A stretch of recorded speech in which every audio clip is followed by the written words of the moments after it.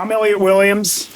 And I'm Jasmine Burton, and welcome to The Ask, where we turn questions into action. Today, you guys are in for a treat. We're joined by Chris Benson, the president of the Till Institute, an organization whose mission is dedicated towards educating people about the murder of Emmett Till and his place in U.S. history.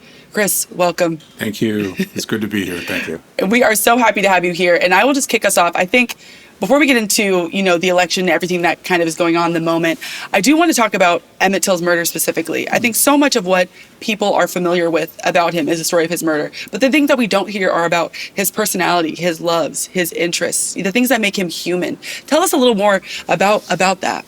Well, it's a great question because you're right. We have come to think about Emmett Till as an icon, a martyr in the movement, but not as a fully developed human being. He was 14 years old when he was brutally lynched.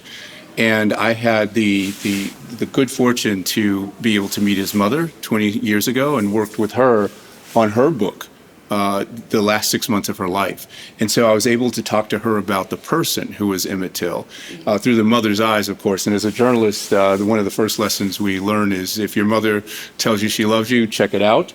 So I was able to establish contact with a lot of Emmett's childhood friends.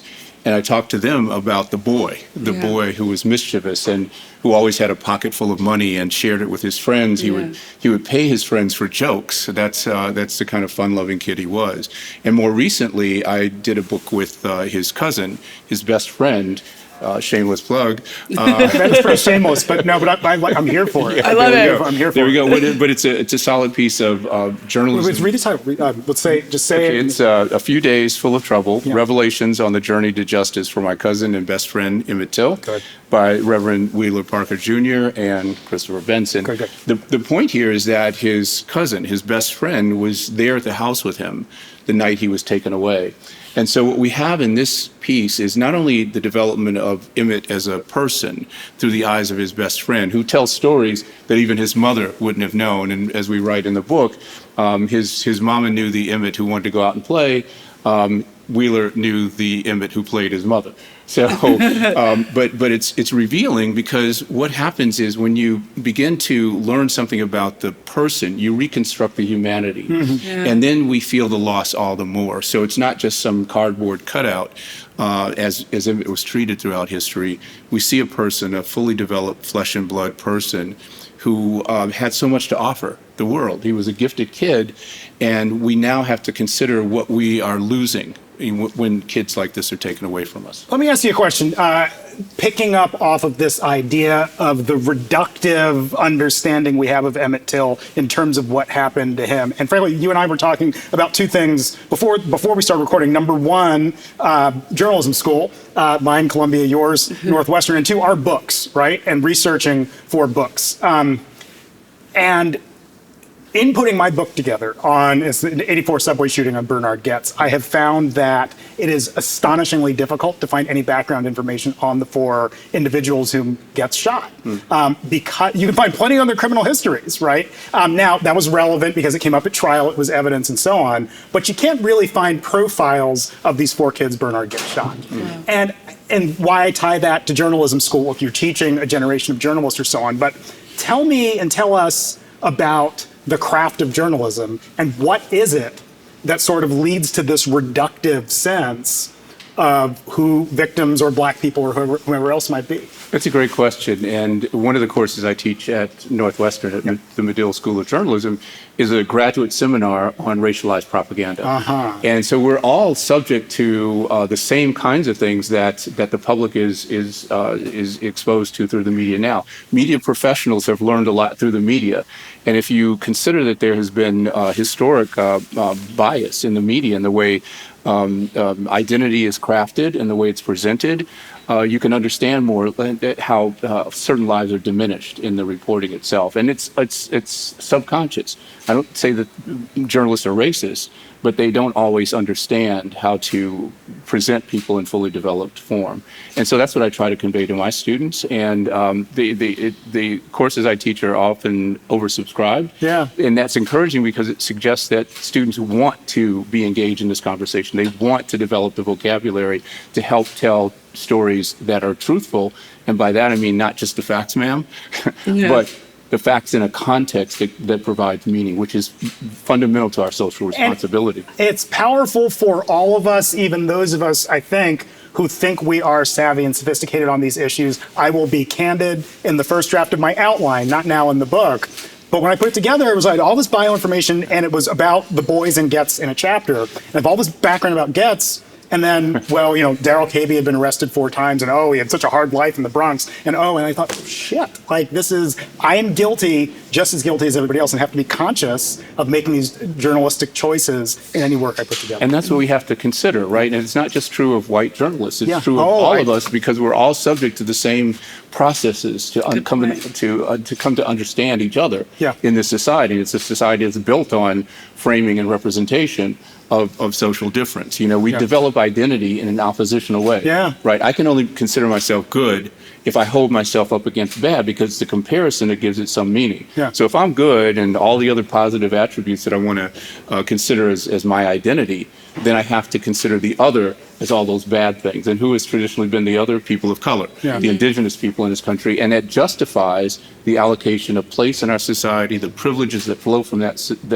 place, and the power to make those determinations. And that is what we're experiencing right now. When we talk about the election, that's what's critical in considering this election now. Are we going to continue to look at difference in oppositional ways, or are we going to start to finally appreciate the value of difference, the value of different lived experiences, the value of different perspectives that flow from those lived experiences, and how we all can contribute something to this society? Emmett Till had something to contribute to this society, and that's been denied all of us, not just his family, not just the black population, but the entire country. And that's what we have to start talking about.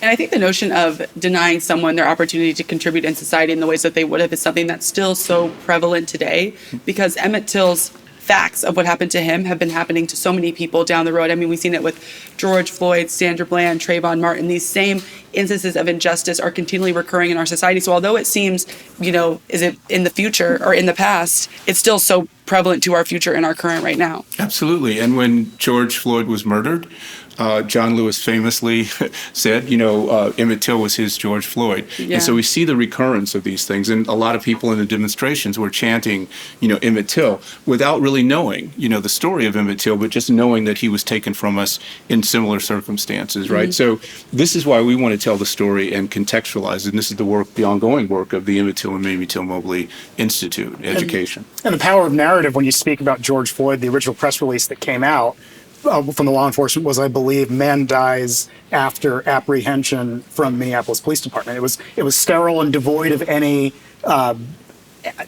any inculpation of the police. Now, obviously, the cell phone camera changed all that. But it's an excellent point. And look, the further point is, look at how quickly we all accepted that. Because that is part of the expectation, right? That's what we've been taught to believe. That it's officer friendly against, somebody who's doing something criminal. And if the person happens to be a person of color, the expectation in the audience is going to be that, there's something bad because that is the other. Switching gears, not quite switching gears, but the memorial down in Mississippi, it seems to keep getting bullet holes shot in it, memorializing the death and loss of Emmett Till. What's that about? I think you know what it's about, but it's of all the places that folks can choose to work on their target practice, and we have a robust right to bear arms in this country. And you can pop off bullets in most places. What is it about the sign memorializing the death of Emmett Till that seems to make it such a target, pun intended, for people? Well, it goes back to this whole notion of construction, right? So in my work, narrative theory is one of the pillars. And in narrative theory, one of the things we consider is that a thing can become a text of a story.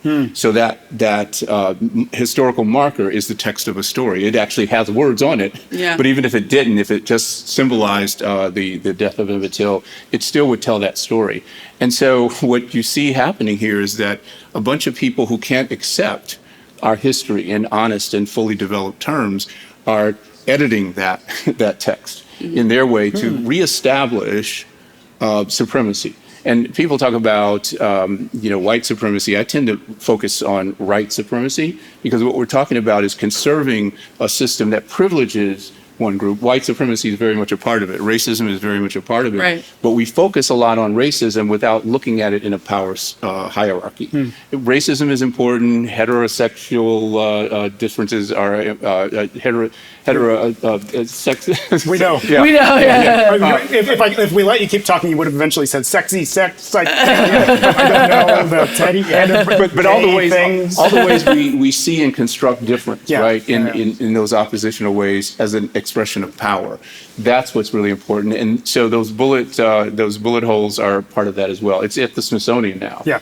And we just recently had a commemoration of that in Washington. So.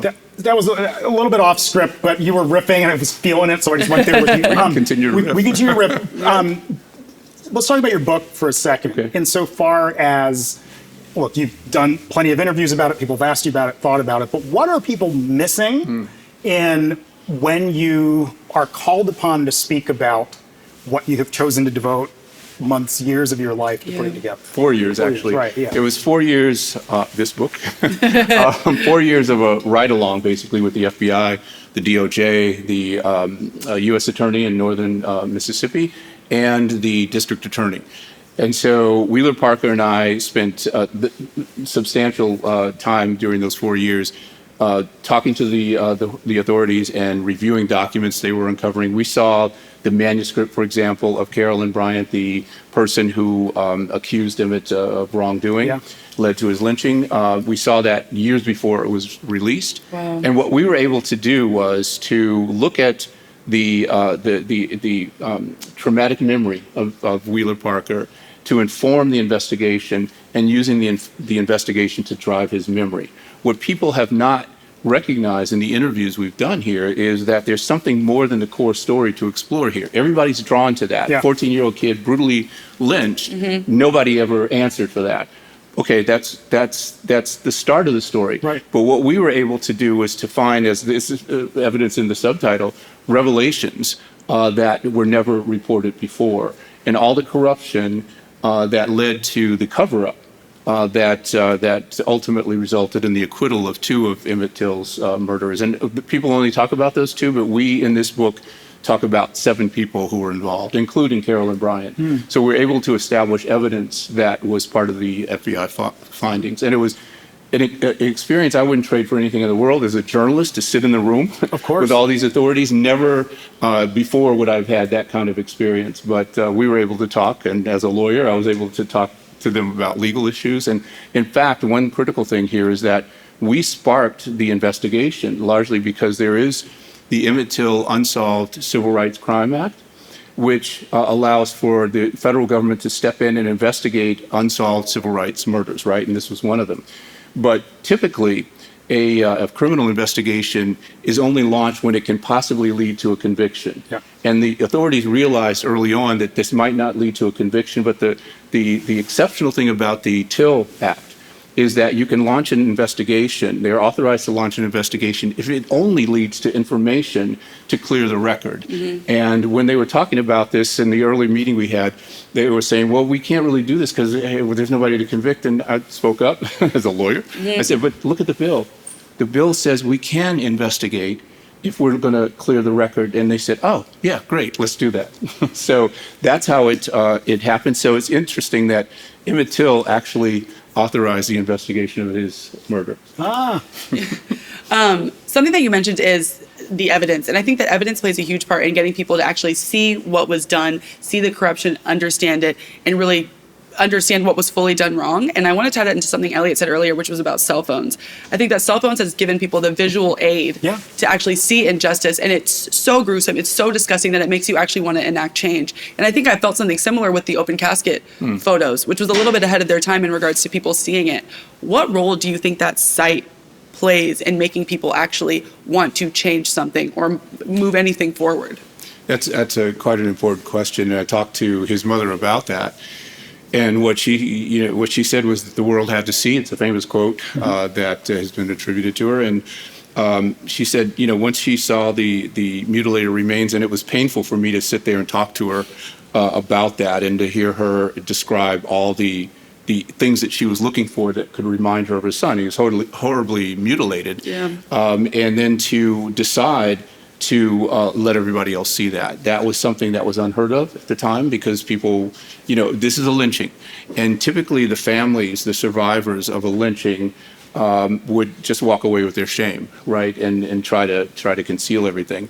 This was something that was subject to public exposure. She felt important. It was important to show people so that people could be activated. Yeah. And over 20 years of talking about this, I've met so many people who said they were kids at the time in 1955 when Emmett Till lay in repose for several days in a glass enclosed casket.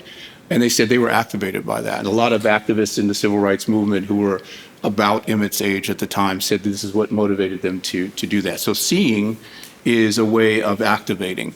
And this came up again recently when we had the mass shooting at Uvalde, the school in Texas. And people began talking about that and saying, well, to the parents, do you think it's important for you to show the horribly destroyed remains of your child like Mamie Till Mobley did in 1955? And many of the people said, well, we respect what she did. It took a lot of courage, but we just can't do that. I think it does make a difference. In that case, people were talking about it to illustrate the danger of assault weapons. Mamie Till Mobley did it to show what racism had led to in this country when nobody was looking, and it did serve to activate people. So I think the image is quite important. It appeared in Jet the images appeared in Jet magazine. That magazine sold out.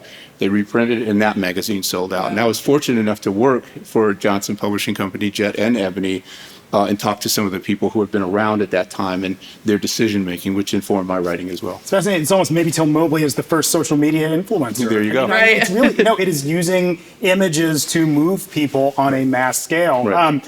What's fascinating when you talk about cell phones and images and cameras right now is that now the backlash to that is a number of jurisdictions passing distance laws saying, well, this is for the protection of law enforcement, which there's something valid in that, but we also can't have too much sunlight because sunlight, in addition to being a disinfectant, also gets cops put in jail. And I just, it's almost, there's always a backlash to everything, right? And that's part of your work. Recently the Washington Post had a slogan, I think they've dropped it now, but democracy dies in darkness. So I think, as a journalist, I believe in exposing, for the public. I mean, we talked about George Floyd. The initial report was, that he died while being taken into custody. Right. We saw the video and saw a completely different story. The video changed everything. In fact, the video won a Pulitzer Prize, which is unusual for social media. The other one is Daniel Penny and Jordan Neely, the subway choking in New York City in May of 2023, in which it would have, that case would have been resigned to the dustbin of history. Now, people would have said, oh, I saw this man choke a guy and he sort of ended up dead. But the image of three people holding down someone who's flailing and dying certainly affected law enforcement in their decision to charge, affected how the public saw it. Now, there was certainly a polarization in it, but it's the same thing. It's the power of the image that certainly wasn't the case a half century ago. Yeah, well, that great urban philosopher Marvin Gaye said, right, ain't nothing like the real thing. Oh, wow. So, I love Not that. on my bingo board today, but Yeah. Okay, well, but it seems on brand, so yeah. But the point, though, is that, in the black community, we've talked about police abuse for so many years, and people discount it because of the social construction. It's like, we know you're black, you're doing bad stuff, the police are trying to enforce the law. They couldn't possibly be doing the kind of things that you're talking about. Showing has turned that consciousness around, and I think it's very important. As a journalist, I'm all about revealing the truth. And I think that kind of brings us to today. Yeah. We have two candidates on the ballot right now, one of which is outspoken about the fact that he wants to give police immunity. Whether he has the ability to do that, probably not. He does Come not. on, you and your rules and laws and meeting in Congress, and come on, silly. Right. Come on, kings, we've been doing this shit for hundreds of years before this whole Constitution thing. So it's Right. fine. Totally cool. Totally cool. Right. But someone that's, potentially where under him, hate can thrive. How do you anticipate the election having an impact on your work? It's a concern. There's no question about it. And I was talking to you earlier about the fact that the media are being threatened as well. Yeah. We are central to the public discourse in helping people understand what is going on and what their rights are with respect to what's going on and what we need to do to make a difference. And as I talk to my students, it's like, a lot of my colleagues will talk about informed decision making. I prefer enlightened decision making. You can watch, I don't know, random example, Fox News all day, and you'll have information. Yeah. And that information could be the basis of your decision, but is it going to be an enlightened decision? And I'm not saying anything about Fox News, although I guess I just did. But the point is, it's not balanced, okay? And so what we need to do is help people with all the information they need to make those enlightened choices. And what I see here is a choice between two candidates, one who would support freedom of speech and of the press, and one who wants to clamp down on it. And there was a sign that a kid was holding in a protest in the Philippines that is a play on the Martin Niemöller Holocaust poem, and it said simply, "First they came for the journalists, and nobody knows what happened after that." That's pretty good. The point, yeah. And so the point is, we are critical to the discussion of the issues that we're confronting right now on the cusp of a new demographic reality, a new democratic reality, one in which white will no longer be the majority. And we're struggling with how we're going to deal with an increasingly multiracial, multicultural society. It's up to we in the media to help people understand that sharing power is not losing power. So Christopher Benson, author of A Few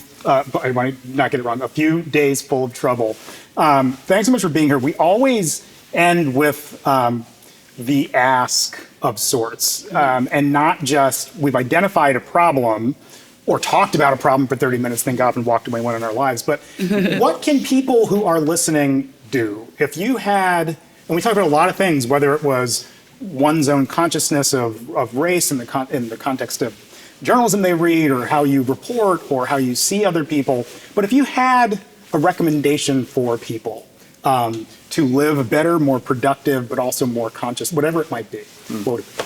Well, one, media literacy is quite important, as we just discussed. I mean, you have to expose yourselves to multiple sources of information. Don't just, share, I want to say tweets, but share social media posts that you get without checking them out, because a lot of people assume that what they're getting is factual. So that's one part of it. The other part of it is to support organizations that are doing the critical work, like the Emmett Till and Mamie Till Mobley Institute. tillinstitute.org is where you can see more information about what we're doing with respect to carrying on the legacy of Mamie Till Mobley, who was an educator in Chicago for years after Emmett Till was killed, and the educational programs that we're initiating to help prepare the next generation of leadership for what we know we have to deal with in this country. So contribute. Thank you very much. Thank you so much. Thank you.